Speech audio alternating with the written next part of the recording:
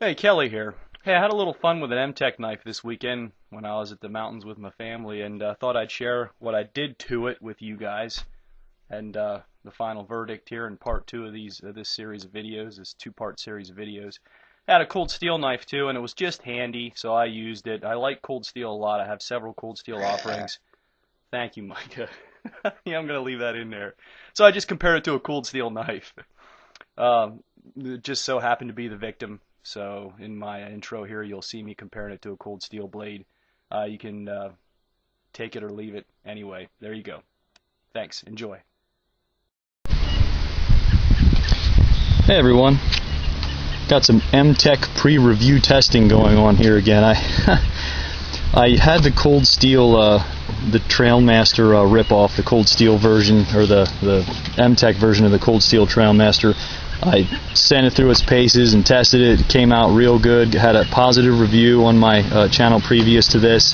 I gave it away to somebody that would appreciate it, and I decided that I had such fun with that M-Tech blade that I was going to get another one. So I got the M-Tech, let's see, the MT-086 is this character right here. And beside it I have the Cold Steel SRK. Now this is an older Cold Steel SRK. It's got the carbon 5 steel in it. And this one costs around between 60 and 75 bucks, depending on where you're going to pick it up. I found it here on, I don't know if you'll be able to see it, on Amazon for $62.26. So this thing costs around $65 plus shipping. This one was up there $12.99. This guy right here, the M-Tech 086, $12.99. So recently I was bidding a job. My brother and I own a small concrete company, and I bid a job close by, and the price I came to was around 1,800 bucks. Very small job. And another contractor bid it at $3,000. Now the homeowner didn't tell me that I undercut the other guy by so much, but when he found out, he was very surprised and immediately became suspicious. He said, you know, what are you guys doing? What corners are you cutting that you can do it for so much less? And as I talked to him, I found out that the other contractor was doing a value-added pitch. And if you guys don't know what a value-added pitch is when you're trying to sell something to somebody, what you do is you play up certain aspects of how you're going to approach the job to make it sound like you're doing something better than the next guy, when in reality, if you're a good contractor, you're just going to do those things in the first place without even mentioning it, because it's something that a good contractor does, because it gives you an overall better job. He was talking about mix design and how he was going to, dow the existing concrete construction into the masonry that was already at the house, and how all of this takes extra time and materials. When the truth is, I look at a job like that and I don't even mention that I'm going to do that stuff, because it only takes literally minutes, less than an hour, and you can have it all done, and less than, I would say, $20, on a approximately $2,000 job to get it all done. And the other contractor was really trying to play this up, and that's why he was going to charge in excess of $1,000 more than the next guy that was bidding it, which just so happened to be me. So in that case, I feel that the homeowner was potentially getting ripped off. I think my price was fair and the other guy was charging too much. I feel the same way about Cold Steel and some of the other higher priced knives that are out there. Now, I don't think this is necessarily apples to apples, but I do believe that some of the higher priced blades, now bear in mind, this is not an American-made blade. This is a knife that they're getting between $60 and $70 for, and it's a good blade, and it's probably worth it. But the reality is the M-Tech is approximately the same size, slightly bigger, still full tang. They're very, very similar blades, very similar shapes on their blades. Very typical mid-size outdoor survival knives. They're going to play into the same role. And Cold Steel has a marketing campaign that makes it look like their blades are offering some sort of value-added aspect, versus the next guy, and that's why they charge, a couple dollars more. I still believe that Cold Steel has reasonable prices, and don't get me wrong, I do like Cold Steel, but M-Tech doesn't really do a lot of advertising, and their blades are much, much cheaper, and people right away think to themselves, oh my goodness, how can this possibly even come close to a Cold Steel knife, because they charge so much less for it. Well, don't take my word for it. Just buy one. Spend a few dollars, literally, between 10 and 15 bucks. Get the M-Tech 086 and try it out for yourself and see what you think. I'm going to be spending some time in the mountains this weekend, and I'm taking this guy along. I'm going to abuse the tar out of it again, just like I did with the Cold Steel rip-off Bowie there that M-Tech put out. And I'm going to put it through the paces and see how it holds up.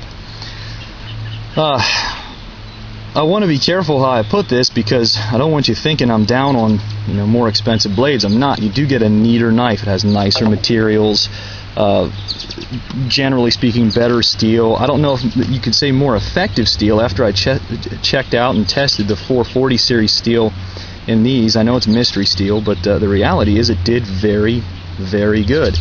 Edge retention may not be as good as the Carbon 5, but for the average weekend user, you're never ever going to run into a problem. The sheaths are actually very comparable as well. Like I said, this is an older version. This is an all Cordia, it's plastic, single stitching, simple buttons. This is the Cold Steel sheath. And here you got, again, a Cordia sheath. I think that's how you say it. Single stitching. This one has Velcro instead of buttons, but it's very effective. And this also has some rigidity to it as well.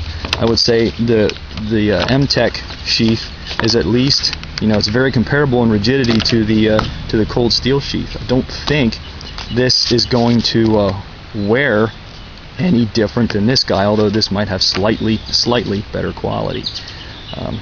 So the thing is this, what it all boils down to is this: you got to ask yourself, are you willing to pay several 100% more for a blade that is going to perform maybe 10% to 20% better? And if you're just using it for a weekend, maybe 0% better. Do you want to part with that much money, or are you willing to give M-Tech a shot? You know what? Go for it. M-Tech has holds a new position in my book for being a quality user's blade. So I'll put this thing through its paces up in the sticks, and you can see some more pre-review testing. Stand by. Hey everyone, up here at the cabin doing some more pre-review M-Tech testing. What do you think? Good. Good. And we're gonna shoot this thing with a 22 caliber long rifle and a 380 auto. See if the blade takes it.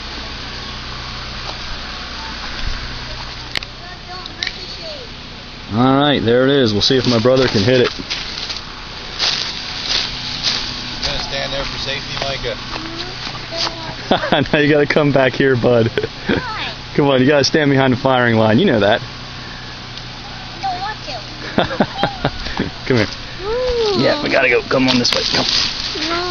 I'll be over here. I can still see. Yeah. All right. Hold on. Now stand back.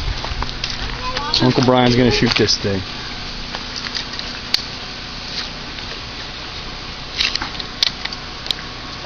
Get up, Cletus. Don't ricochet on me. Do you think it will? Nah, he'll be all right. You ready? Shoot the blade, not the handle. All right. I'll stand behind you. It'll have to go. Are you ready? Yeah. Okay. Close your ears, Micah. Did he miss? All right. You clear? Yep. Okay. Oh! All right. Right in the middle. Ooh. Took a hit right to the center. Let's see here. It didn't even explode. Yeah, looks pretty good. Messed up the finish a little bit, but watch your fingers, Micah. Ow.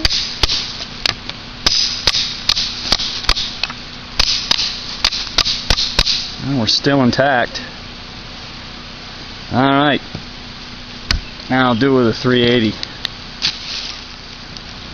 All right, it took a 22 long rifle right to the center mass of the blade there. Now we're going to hit it with a little Kel-Tec 380.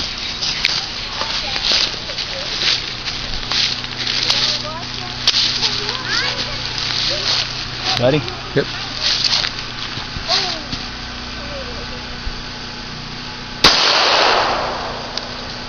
Get it?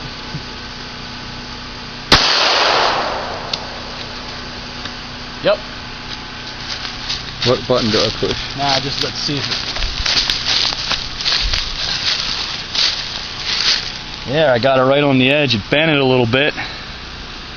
And there you can see I hit it right where the blade transitions to the full spine, and it took it. So we'll tap that back out right there and straighten her out and do some batoning with it. See how it holds up. Okay, that's it. Jolly smart. Alright, so this M-Tech, this 440 mystery steel, took a direct hit, center mass with a 22 long rifle, and two hits with a 380 auto coming out of a Kel-Tec P3AT. Some of the splash when the bullet fragmented broke the handle. It's hard plastic. You can see it's full tang going all the way to the bottom there. We're going to make a fire tonight to roast some marshmallows, and I'm going to use this to baton through the wood, and we'll see how she holds up. Just to make sure the blade's still. Now the handle's wrecked. I expected that might happen, but